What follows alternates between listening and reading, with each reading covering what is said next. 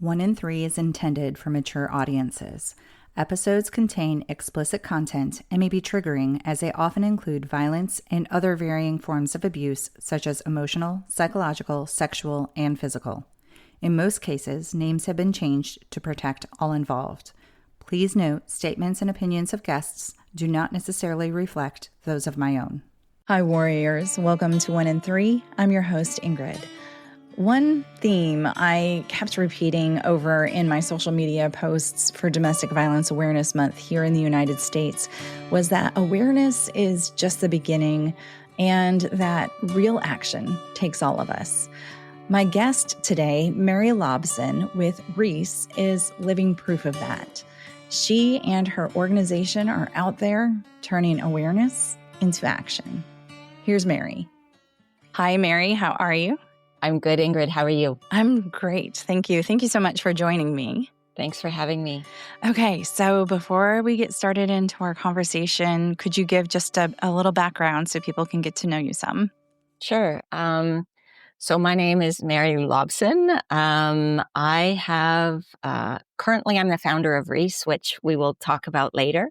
But I'm someone who's worked in the gender-based violence field for like 35 years. It's been a long time that I've been working in this field. And I've had opportunity really to be involved in a lot of different initiatives. When I started this work, and I'll tell you how I kind of fell into it. My husband at the time knew a man who needed to be supervised in order to spend time with his son.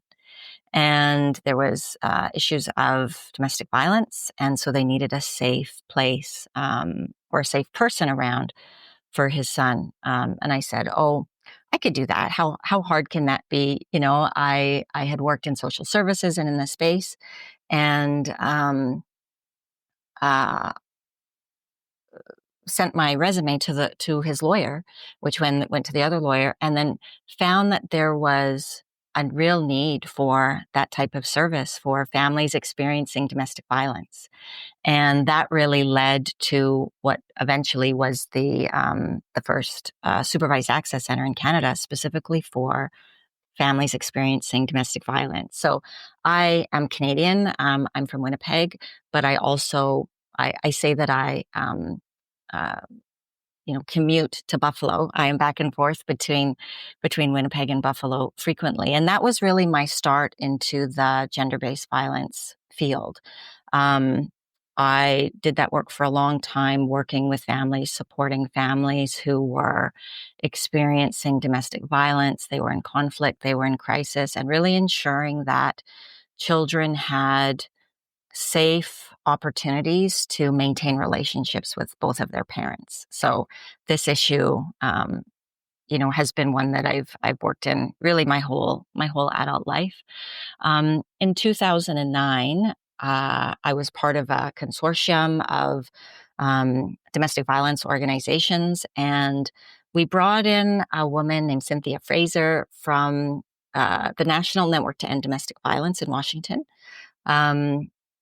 NNEDV, as it's kind of commonly known, has a program called the Safety Net Project. And back then, technology and gender-based violence, technology and domestic violence was a really new thing that people were talking about. And so the Safety Net Project was really the leader in looking at technology from a trauma-informed lens to think about how technology could be used used for good to support survivors, but then also the harm that the harm and the ways technology can be misused to perpetuate harm.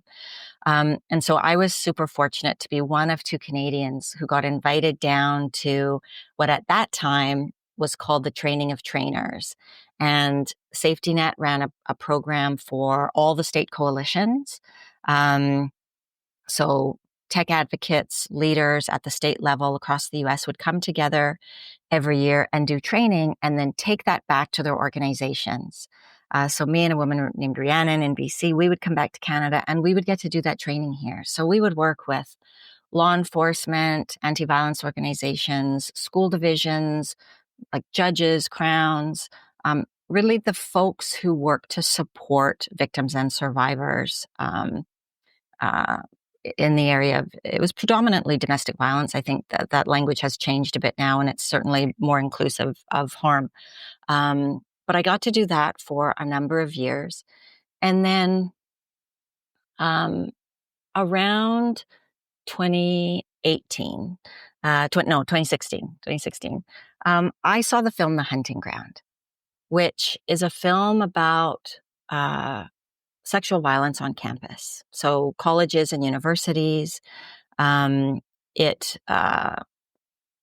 had been acclaimed at film festivals, was very much in the media, and I reached out to two of the women that were in the film, saying, "Would you come to the city that we live in and do a screening of the film to launch Sexual Assault Awareness Month?" So that was 2016 actually that we did that launch, and meeting Annie and Andrea it was just a really, you kind of look back and you think of things in your life that occurred that were, kind of levers or things that maybe took you in a direction.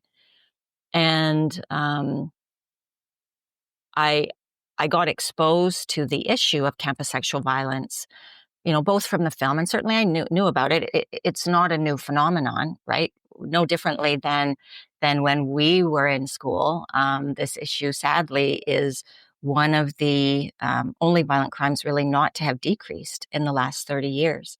And so my time with Annie and Andrea and thinking more about the issue of addressing sexual violence on campus led eventually to the development of REES, which stands for Respect, Educate, Empower Survivors.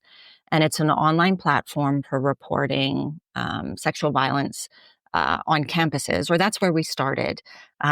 We wanted to create a trauma-informed platform, and I can talk a bit more about it later, but a trauma-informed space for survivors to be able to tell their story, to document that story, and then have agency and options around how they choose to share it. So that launched in 2020, and now we are at colleges and universities, but we're also in other spaces. So we're working in music festivals, we work in sports, we work in workplaces, we work in the tech sector. So really thinking about where are the spaces that harm is occurring, where survivors maybe don't have access to resources, don't have access to clear reporting mechanisms. How do we use technology to enhance supports for them? And then also, how do we use technology to gather data that can then be used to inform prevention? So that's kind of where I started and where we are today. Mm-hmm. And that's an incredible resume. And, even though it wasn't exactly the same path, that they're all so intertwined that I'm sure it was easier to pivot into those different roles. Do you have a background in IT as well, or is that something that you've learned as you've gone along? Yeah, I am what they would call a non-technical founder. Okay. I don't have an IT background. My work has always been, frontline, supporting people, working directly with victims, survivors, families.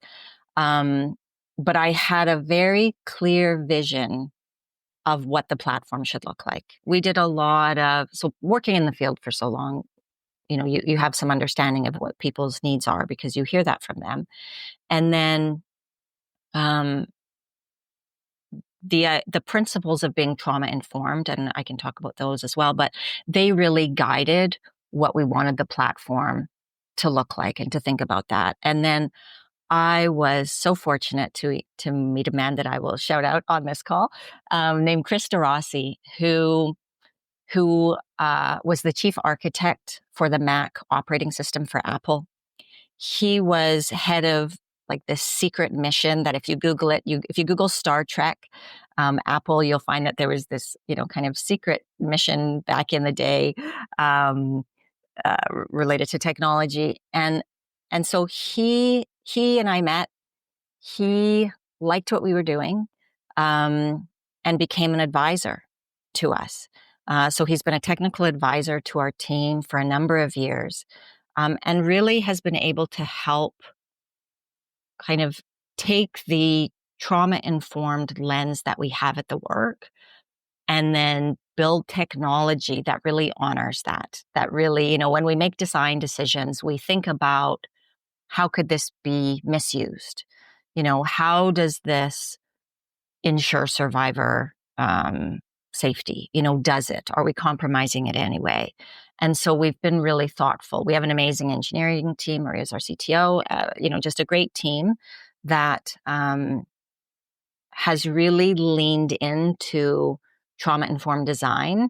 And I've come to know now, like many of the things that we think of as trauma-informed aren't necessarily aligned with how technology typically would be made. Like thinking of creating technology from a place of consent and opting in or opting out and being really transparent about the way technology, the way information is gathered and how that could be used or not used.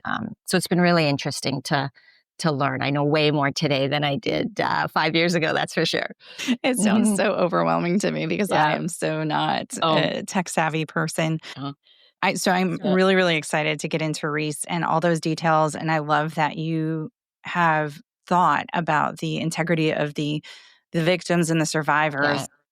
It's scary to put your information out there, Absolutely. Especially if you're fearful of, perpetrators coming to retaliate or whatever. Yeah. And I'm super excited also that you've brought up trauma-informed because that is a topic that's come up quite a bit in some of my episodes. And I don't know that I've really gotten into it as far as what does trauma-informed mean. So do you mind just detailing that a little bit? Trauma, it's kind of a bit of a buzzword these days or more in recent years. And, you hear about trauma-informed workplaces, or we talk about trauma-informed technology. We throw that language around.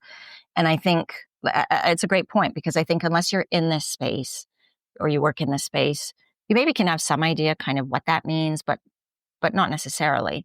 And I even think within the space, there's not, these are what it actually is. It's principles that inform the way people do their work. So for us, the way we build technology and the culture we want to create, as I say, workplaces, other environments. So thinking about safety kind of as foundational to that, being trustworthy and being transparent. In tech, I'll say it, but I'll also give some examples of what these things are as well. Like, so for us, transparency means that people understand what happens with their information, where it can go, where it can't go, those kinds of things.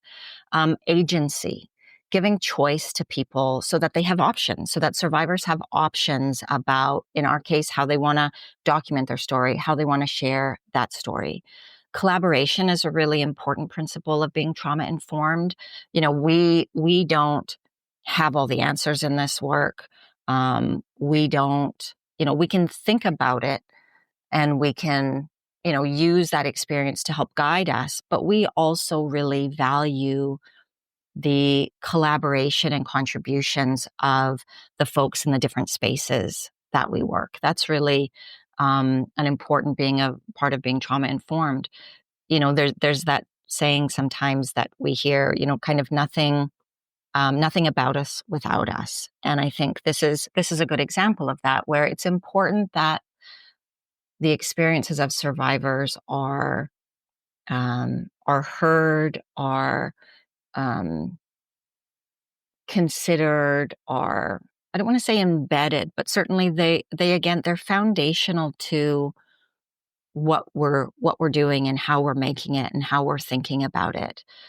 As you said earlier, trust is important. And if we're putting a platform out in the world that we want people to use, we have an obligation to safeguard their PII, their personal identifying information. In our platform, that's encrypted, and we actually can't access it. So if you were to come to the platform and create a record, let's say you're a student or you're involved in one of the spaces where we work, we can't access your record. I wouldn't be able to verify that Ingrid has a record in the system. And that's really deliberate because we wanted to create that safe space for people. So, choice, voice, empowerment, those are kind of principles of being trauma informed. So it's really thinking about what does the person who's experienced harm, what do they need? Where are they at? Starting where they're at, not bringing, kind of our belief system or our assumptions or presumptions about what that might be, but meeting folks where they're at. And again, I think for us, the ability to provide options around how a survivor can use our platform, the different spaces they can be in, the different functionalities that it has, hopefully for them, provides that trauma-informed space that they feel okay coming to and that they feel okay using. We've had a lot of feedback, from survivors, people who've experienced harm that said, oh, I wish I had this when I, was going through my incident, or I wish I had this just to document my story when it was going on. And that for me has been super meaningful because that's why we made it. So that was maybe a long answer to that question. No, but I think you included all the important pieces. It's you're anticipating what the needs are, but getting feedback to adjust as necessary. Yep. For sure. And then collaboration, I think, is huge, because absolutely. Recognizing where your limits are and being able to get the organizations or the individuals who are needed to step in, and options is, when you are coming from either sexual trauma, domestic violence trauma, combination of the two, or other forms of trauma, you are coming from a place where you've lost control. And then to have options, to not just be narrowed down into, you can either do this or do that. It's, that's really great. Yeah, for sure. We talk about it, providing agency and options for people, empowering them with choice. That would be some of the language that we use when we, because we work very specifically in the area of reporting. Often reporting looks like a single-use reporting form where you fill it out and click send. And we know that, again, there's kind of buzzwords, but one of the phrases is healing is not linear. It's not something happened to me. Now I'm going to tell someone, then I'm going to seek support. And then, then I'm going to do this. Everybody's different and those experiences are different. And we need to recognize that what you need and what I need, they may be similar. There may be overlap in that, but we need very different things. We might have very different processes of coming to terms with what happened in our experience. So, as they say, for us, those are really foundational to the work we do and really critical to it. Definitely. And healing not being linear, that's huge because you don't want to discourage somebody from continuing their healing journey by thinking, oh, I'm not doing this the way I was supposed to do it. And you can be making progress and fall back, or, something else surfaces. Yeah, for sure. And we hear so much in our culture about, well, a victim wouldn't have done that, or, that doesn't seem like what a victim would do, or, that kind of language that we sometimes hear. And it's like, there isn't a perfect way to be someone who's experienced harm. I appreciate some people really resonate with the language of victim and survivor. Others really don't. And so even language around how people come to the platform can be alienating. If we talk about, well, we're only for survivors. Well, if I don't identify as a survivor, that's maybe not a place for me. If I identify as a victim, I'm going to maybe feel different. Because we work in higher ed, we work a lot with international students. And so their construct, thinking about harm and, interpersonal violence may be very different from where they're coming from. So there's a real complexity in reporting that I think is maybe undervalued and probably misunderstood in a lot of cases, or not even thought about. It's just kind of, oh, I've got a Google form. We've made a Google form. Google's great, but that's not the place for reporting sexual violence, or some other products out there that, they weren't created for those spaces. And really recognizing the critical opportunity that's provided to someone who's experienced harm when they decide to report. We hold that tightly. Mm-hmm.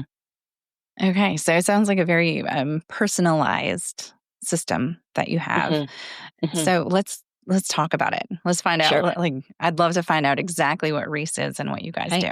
Okay. And I'll say, I'm a non-technical founder. My kids would laugh and be like, "Oh, Mom, can't even put Netflix on, or, you can't even do things on your phone." And I think, as I said, it's the way we have thought about technology. And so for us, that's about agency, options, choice. So when we started in higher ed, we looked around to say, okay, what's out there already? What are the ways that, what are the good things that we like that exist in the world? And then what are the ways that we feel they should be different? First and foremost, for us, really relates to privacy and data security, because that is, the essence of whatever technology is created. It's how does it store people's information? How does it safeguard people's information? Who has access to information? All of those principles we took time to really think about. And there's something called privacy by design. And privacy by design thinks about privacy from the onset, not kind of let's make something and then think about how do we make it secure, but rather how do we think about, if I'm a survivor, if I'm someone who's experienced harm coming to this platform, what are the things that I'm going to need? If we're going to work and partner with institutions, what are the things they're going to need it to be on their side of things? So REES simply is an online platform for reporting. At its very basic level, REES stands for Respect, Educate, Empower Survivors. And starting in higher ed, we wanted to create a place that predominantly was for students, but at pretty much all of our partner schools, it's used for students, employees, faculty, staff, really everybody within the school community. And the platform, differently than single-use forms, allows I'll call them a user or a student to come to the platform and create a record. So that's their entry point to the platform. The school has the URL sitting probably on a sexual violence page, on their website, on their learning management system. But the student can come, create that record, and then they can save it. So they can hold that record. Maybe they just want to use it as a journal space, and something happened, they write it down, they have it date and time stamped, and they don't know what they want to do. And so they can take that time to, maybe step away from it, maybe not think about it, maybe get triggered and something happen and wanting to come back to it. But they've got that record there. Then they can choose from options of how they want to report. So we have anonymous reporting as a feature where they can share a series of multiple choice questions and answers with their school. They can do what we call a Connect to My Campus, which goes to, in most cases, someone who's going to give them support, like a support. It might be a sexual violence office. It could be a share team, a care team, someone on their school who, is a support place. We can do report to Title IX as a reporting pathway. We can do formal complaint as a reporting pathway. We have schools that have report to athletics. So when we made the platform, again, we thought about how does the platform adapt in the different operational environments that we work. So we started in higher ed, but as I mentioned, we work in other spaces. So when we work in sport, in higher ed, we might say I'm a student, faculty, and staff. In sport, it might be I'm an athlete or I'm a player, I'm a coach, I'm a trainer, I'm a parent. In festivals, it might be I'm an attendee, I'm an artist, I'm a vendor, I'm a volunteer. And so thinking about the way harm occurs across the different places that we exist in our lives. So we use the language of, reporting and supporting people where people live, learn, work, and play. So really all the spaces that we exist in. So as a student, then I can maybe today do an anonymous report. I may be not sure what I want to do with it. And 3 weeks from now, I decide I want support. I need help. I want counseling. I can then use that same record to reach out directly for support. Maybe I have that meeting and I decide a few weeks later, now I want to do a formal complaint or I want to report to Title IX.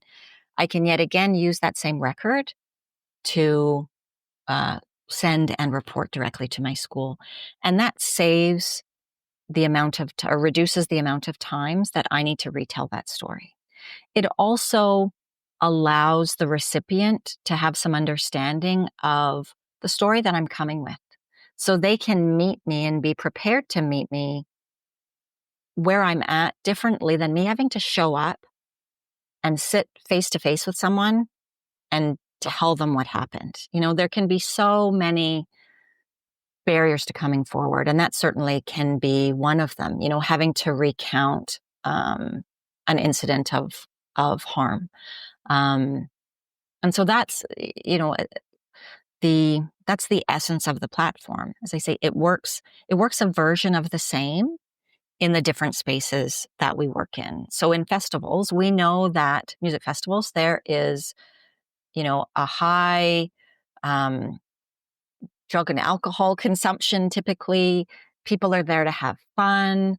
It's happening on a weekend. There may be camping. That's not the time. Typically, people are going to report an incident of harm. They're going to go home. They're going to think about it. They're going to have their, potentially the fog clear a little bit. And it'll be like, oh, wow, that was my experience. Most festivals have an info at as a contact. Well, it can be really scary to, and we see info ats a lot, to put your information in an email to share that back.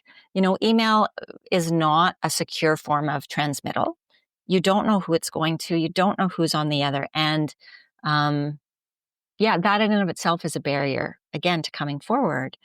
And so when we reached out to festivals, we talked about, they are already doing harm reduction in a lot of cases, initiatives. They are thinking about how do they reduce harm, often thinking about it from a drug and alcohol perspective.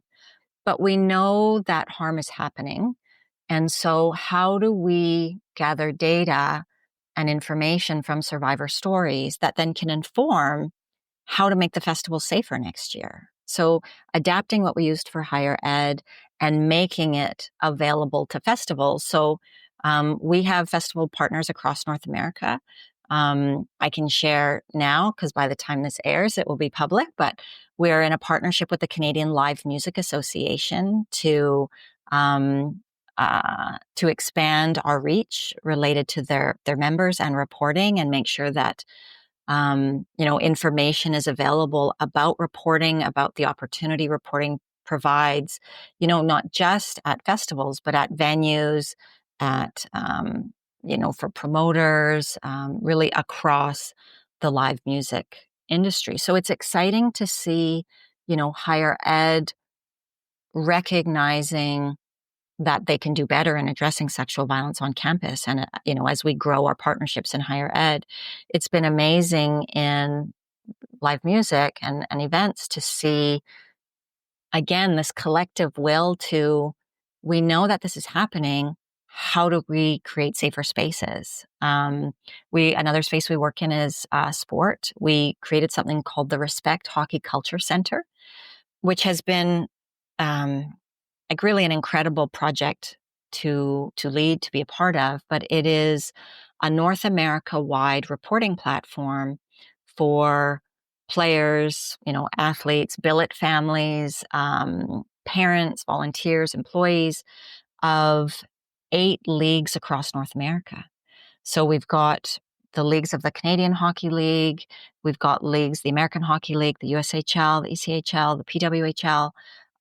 They have all come together to create a space where folks in the leagues can create their record, save that record if harm happens, and then choose from different reporting options. So within that, the 8 leagues have 31 reporting options amongst all of them. And it speaks to the culture shift that is slow, but is coming. The evolution of these spaces and an openness or willingness to recognize that harm is occurring. And so how do we not get in front of it, but see the blind spots, right? How do we encourage that speak up culture so that people can feel okay about coming forward, so that they can feel comfortable sharing their story, documenting firstly their story, then sharing their story. And so that they can then have those stories to inform prevention initiatives, strategy, policy, and how they can make safer spaces. Okay, that's amazing. So I have a couple questions. Sure. You mentioned Title IX. What does that mean? Title IX. So Title IX is legislation in the U.S., protected statuses. So it relates to I want to say Title IX. Title IX historically has been about protected statuses, things like race, gender, religion, those protected statuses.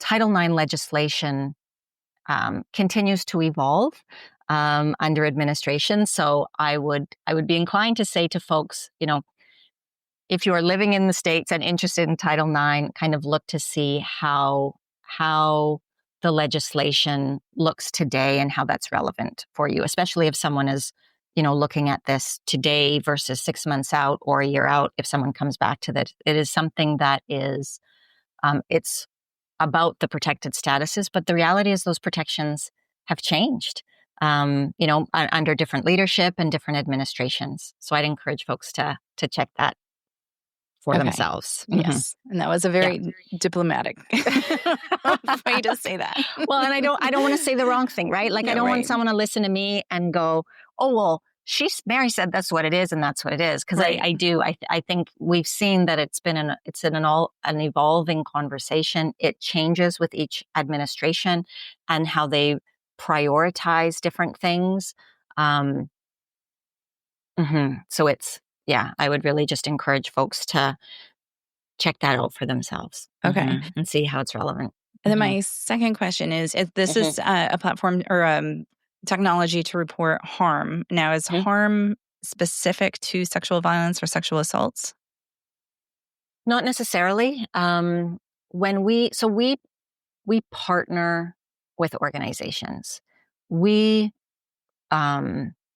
I was going to say we don't throw it out into the world, but I'll actually come back to that because we do as well.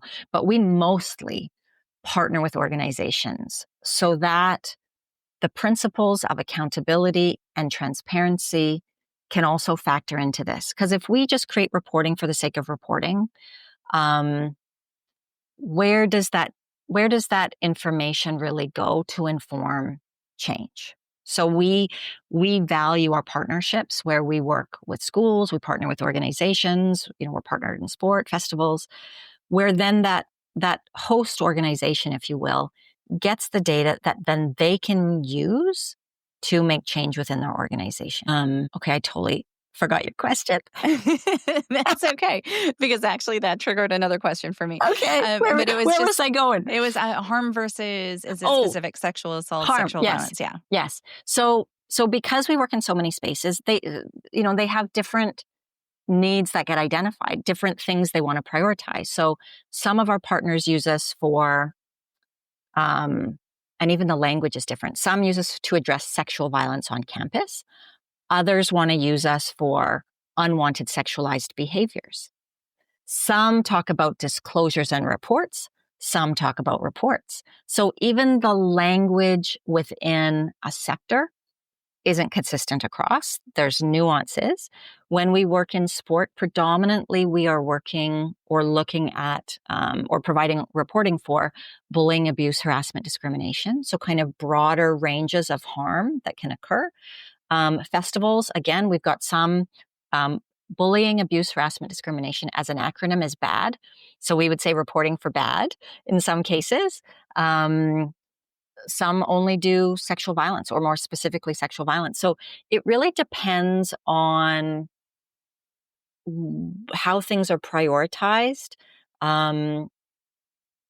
It's about the way in which reporting occurs. We can use the platform for whistleblowing. We can use the platform for, kind of the typical types of workplace misconduct, of, theft and, financial malfeasance and those kinds of things. And where we do, it still provides that trauma-informed pathways, regardless of the type of harm that's being reported. And, harm is very subjective. And language is not necessarily commonly understood. So, if I say that if I had an experience, that experience for you might not be traumatic. That might not be something that you would feel the need to share or come forward about. So we really encourage people to think about, what is their experience? Do they feel they were harmed by it? Things like catcalling, things like jokes and comments. One might view them, if we were to look at harm kind of on a spectrum, which we don't. But if one were to, they would see them probably at one side and then much more egregious harm on the opposite side. But really, if there's an environment where, let's say there's jokes or, comments being made that are of sexual nature or inappropriate or discriminatory or racist or whatever in in an environment, that behavior is going to impact that culture, right? Like we can talk about physical safety, but we can also talk about psychological safety and the importance of creating safe psychological spaces for people. And so really the ability to come forward and share whatever that experience for an individual is what's important, I think, in regards to that. Yeah. So, as a victim or a survivor, however they, prefer to refer to themselves as, if they experienced something that they felt was traumatic to them or harmful to them, and it didn't necessarily meet exactly what the vendor's preference was for reporting, are they still able to go ahead and use the system and report and receive assistance if needed? Yeah. I think too in this work, we use the language of intersectionality or an intersectional approach to the work, which recognizes that, not everything fits tidy into a box. And, if I am a racialized person who is also queer, who has a disability, who experiences sexual assault, that may be, a lot of layered experiences in that maybe they need different supports, specialized supports. Maybe again for the person who is on the receiving, who's going to support them, understanding those layered pieces. Often, an incident can be something, but it can also relate to gender. It can relate to these other components or other identity factors, whatever language you want to use. And so I think everybody we work with would say, you know what, come forward, write it down, make a report, let us know, and then we can work to support you in the way that you need support. We work in a lot of rural schools. So or rural environments where there may not be a lot of resources. So, when we think about sexual assault centers, for instance, there are not typically as many sexual assault centers or rape crisis centers as there are domestic violence shelters or domestic type organizations. And so we can think of dual use kind of services. And so, supports often are made available for really supporting folks when they come forward just where they're at. Mm-hmm.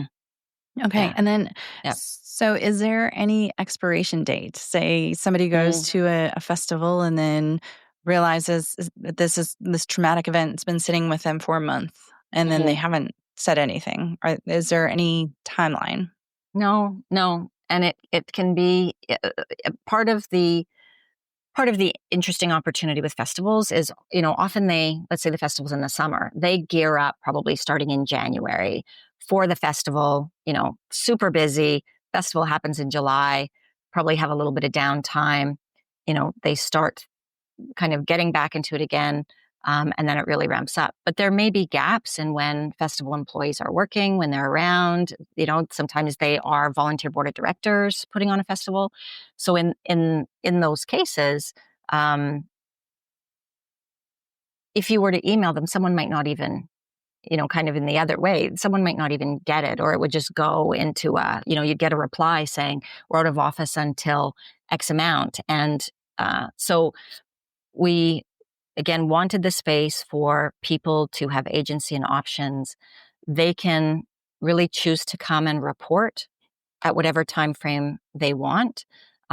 We didn't create an expiration on it. And in fact, we gave users the ability to not only create and edit and all those things their record, but they can also delete their account. They can delete their records. So in many platforms, and when we think about the privacy and the differences on the privacy and data side, in many cases they need to reach out to the vendor, to the platform, to say, can you please cancel my account or remove my account. And we just gave that opportunity to them. I might have come forward with an entry in the platform. I'm graduating. I'm a student, I'm graduating, and I want to put that behind me. We know that there are different policies with respect to how, will a school still support me if I'm no longer a student? Like there's just different policies in the different operational environments that we work with, but we didn't want to really put parameters around how long a system or how long a record can stay in the system. We also know that people who've experienced harm may take a long time before they decide what they want to do with it. And so, we can think of, historical examples where, in pop culture and the media that we hear about that happened a long time ago and they didn't come forward. And maybe something happens more recently that they go, yeah, okay, now I'm ready to come forward. And so we wanted to again honor that, create space for that. We had an individual we launched with a school, and it was in the media, it was public, and they came forward about an incident that had occurred in the 90s. And they had never told their school. And so when they heard about this in the news, they actually went to the platform and created a record and sent it to their school, which for me, that was really meaningful, that we could be the place that person chose to finally come forward, and I think, they've been holding that for all of these years. So that was really meaningful for me. A lot of the work is really meaningful for me, but that was just like, wow, that person finally had the space to be able to come forward for that. Mm-hmm. Yeah, like there was no expiration date because, people, like you said, they can sit with it. Sometimes they repress it and don't even necessarily. Absolutely. I mean, they know For what sure. happened, but it's kind of filed away. Yeah. That's really great. Yeah.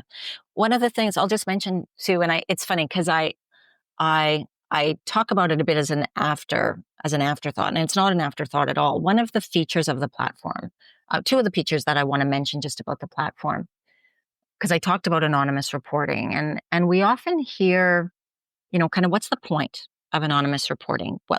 Why bother doing an anonymous report, or what difference does it make? And when someone does an anonymous report, it can share back to the organization, institution, like details about when and where harm is happening, the kinds of harm that are happening. It can help identify patterns, trends, hotspots, time of year. Like we have seen in higher ed, February, there's often harm happening.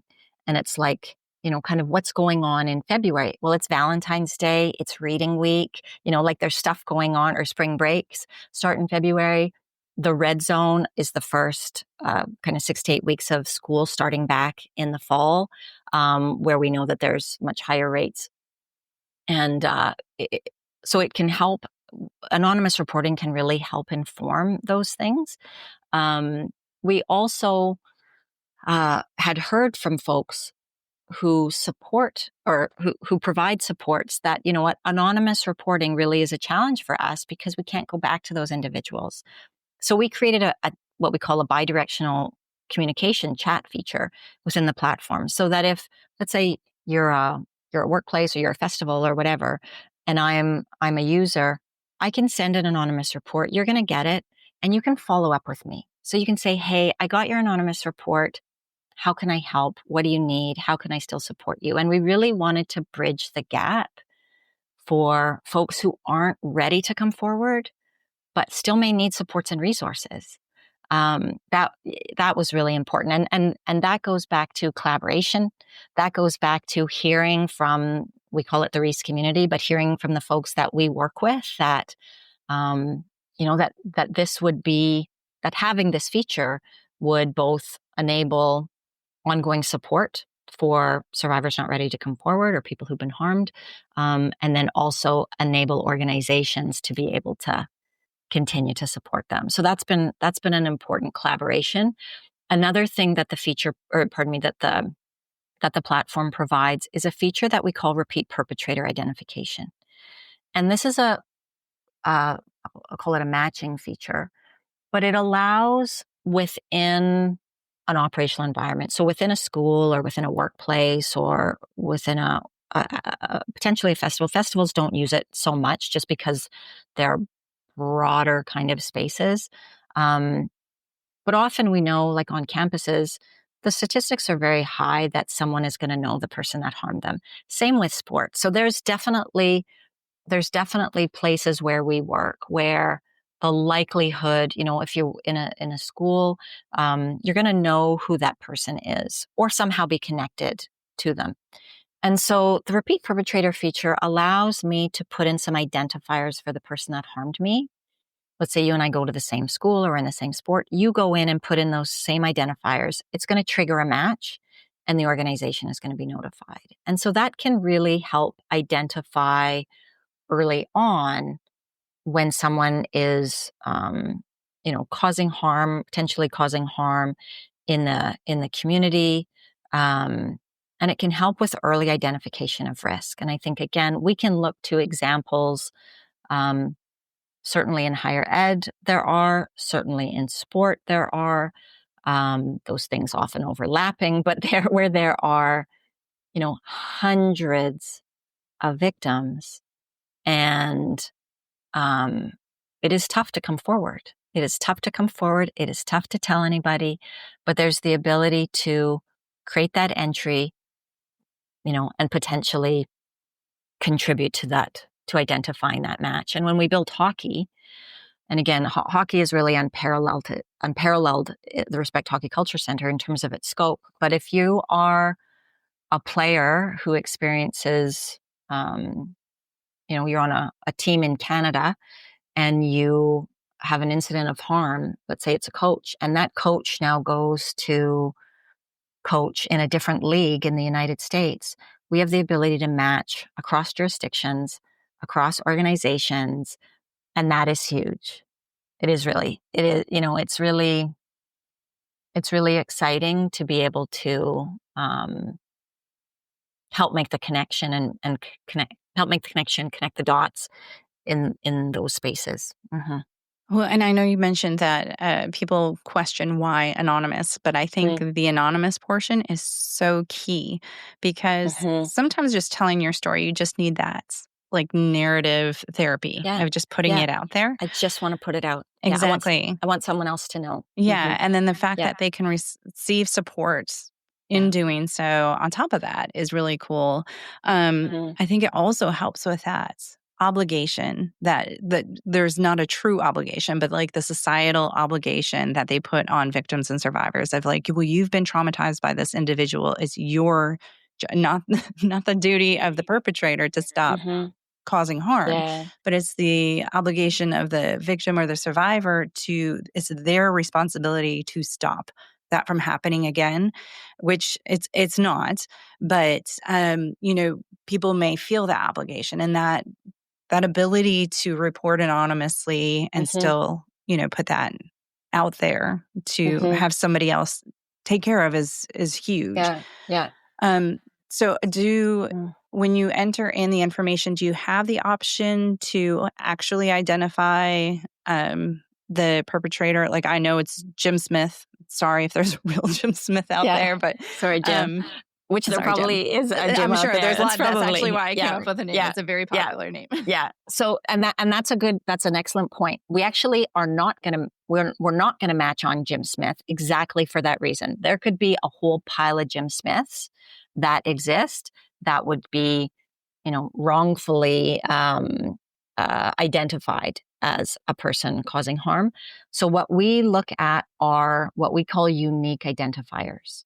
So there are things that only one person can hold. So things like social media handles, phone number, email address, the repeat perpetrator, or we call it RPI feature, isn't going to work really in public spaces. It's not like, oh, the guy in the red hoodie with the brown hair did it. Like, it's not about that. It's about more typically identifying, someone that is known within the community. And it also, I want to mention, we don't have it used anonymously in our platform.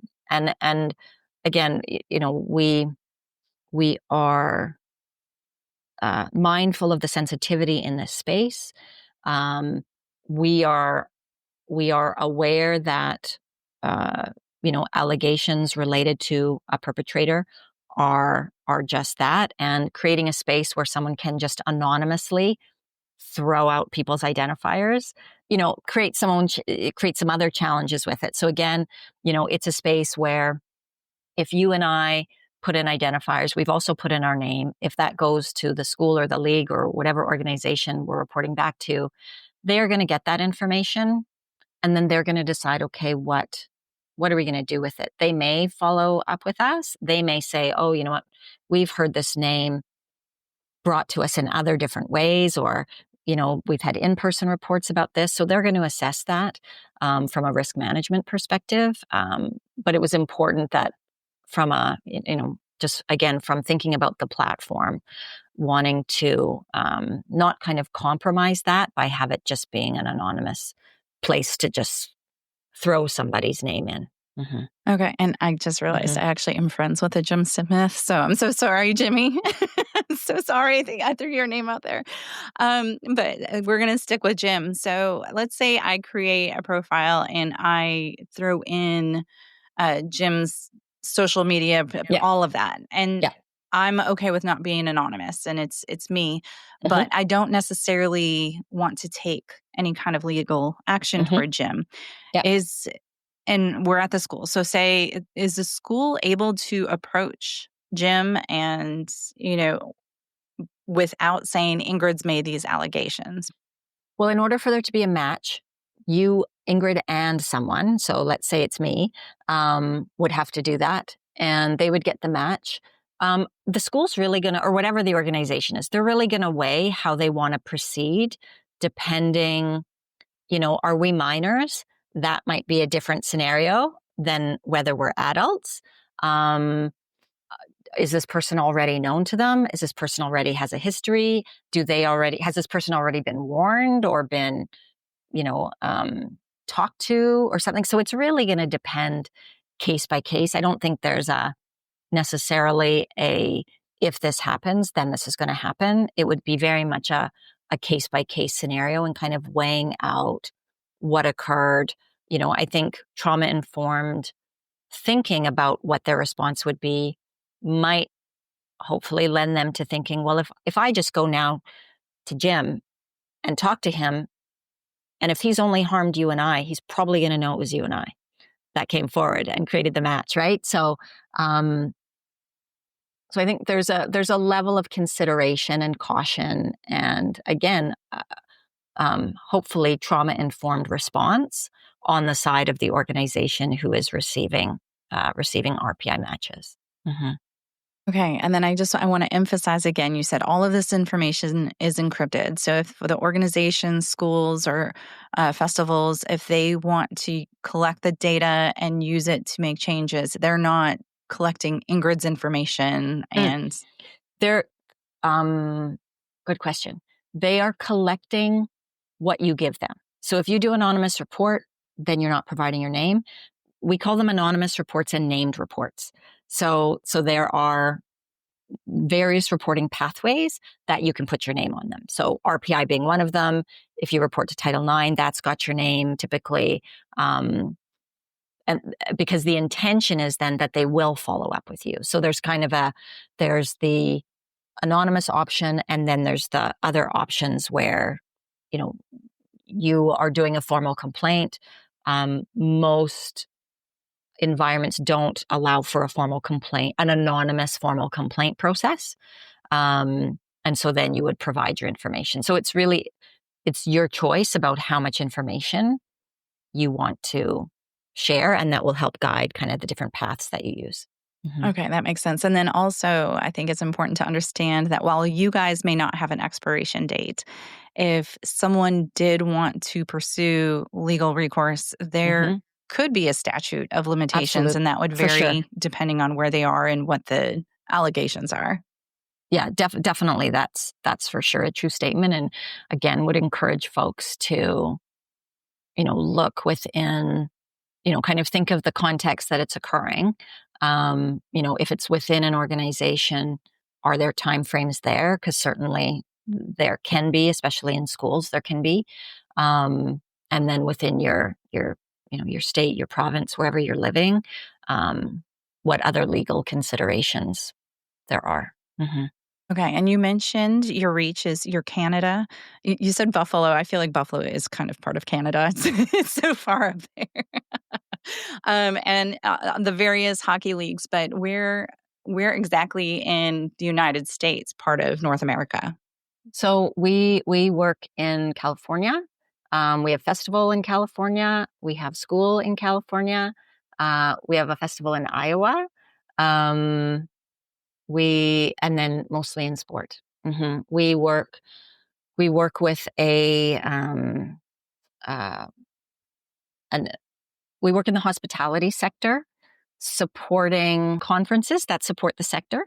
And so those conferences are occurring within the U.S. In hospitality and in restaurant and hospitality sector. So we kind of work in different ways with different organizations.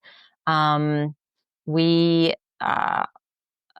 can't really talk about it right now. We have a pretty significant launch coming in the new year that will have us really permeating throughout the United States in a particular area, but really permeating the entire U.S. So yeah, we're kind of in different spaces in different ways. Mm-hmm. Okay. And it's continuing to evolve. Like it's continuing to grow and expand and evolve. And then in Canada, we are like lots of schools across the country. We're coast to coast in festivals.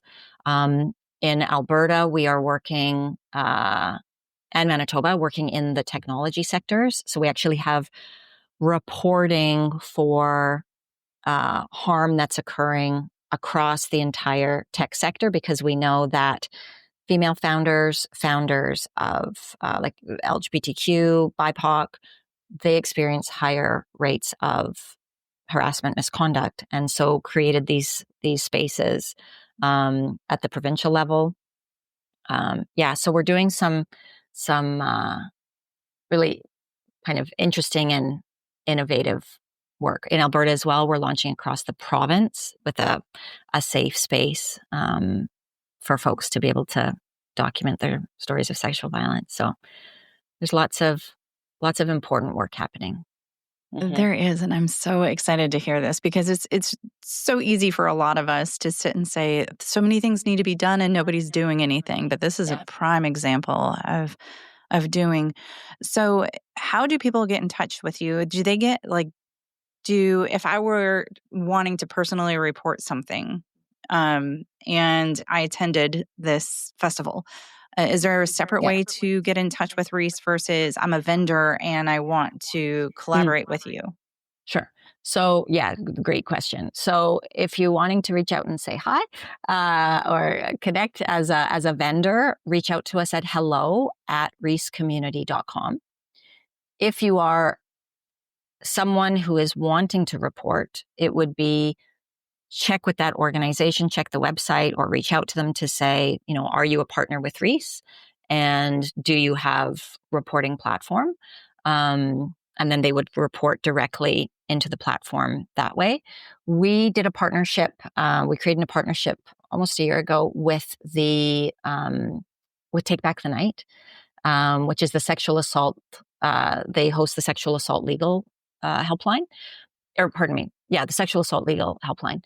And we actually created a space that allows, it's really just open space in the US. We don't have it in Canada.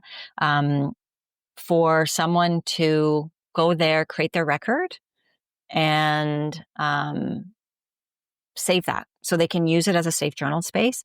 And if they want, they can send that directly to the sexual assault legal helpline and be connected with legal counsel to decide or explore kind of next steps for them.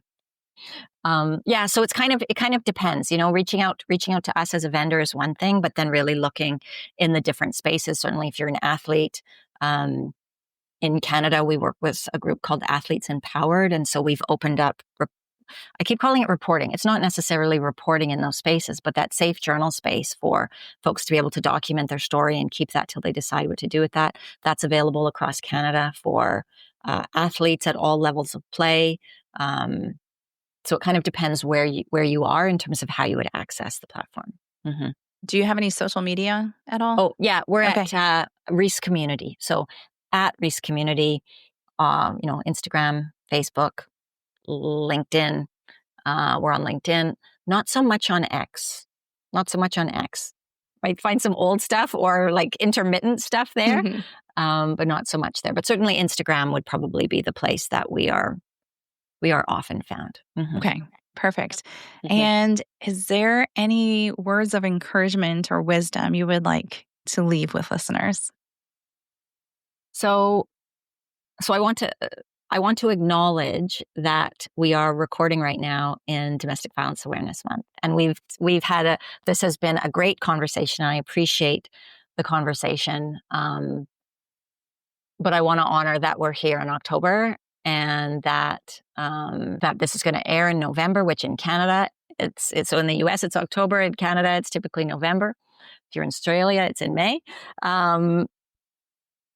But I want to honor that for people who experience harm, there is hope. There are supports available and people at the end of a phone, an anonymous chat, or, whatever it might be, who want to help you. And that I think that, there's the "we believe you" and those sentiments. And those are absolutely important. But I think, just that there's hope and there's help out there. There are lots of amazing organizations, and it can be tough to get help sometimes or feel like you can reach out for help sometimes. Can be scary to do that. There can be lots of barriers to do that. But just know that you're not alone, that there are people who have walked in your shoes and come out the other side, And it's okay not to be okay. Healing's not linear. Kind of the phrases that we use, and we use the phrases because they're just true. So those would be just some kind of parting words that I would have. Mm-hmm. Well, thank you. I think that's lovely. And I think those are all great reminders to everyone. So I appreciate your time. I appreciate your lifelong work that you've dedicated to. Thank you, Ingrid. And yours, right? Like we're all rowing in the same direction, right? We are supporting one another and helping to raise profiles. So I appreciate you, inviting me on and including me in your conversation. Because it's an important one. So thank you. Thank you. Thank you again, Mary, for joining me today. And thank you, warriors, for listening. I have included all of Mary's links, including her 1 in 3 profile, in the show notes. I will be back next week with another episode for you. Until then, stay strong. And always remember, wherever you are in your journey, you are not alone. Find more information, register as a guest, or leave a review by going to the website 1in3podcast.com. That's the number 1, IN, the number 3, podcast.com. Follow 1 in 3 on Instagram, Facebook, and Twitter at 1 in 3 podcast. To help me out, please remember to rate, review, and subscribe. 1 in 3 is a .5 Pinoy production. Music written and performed by Tim Crow.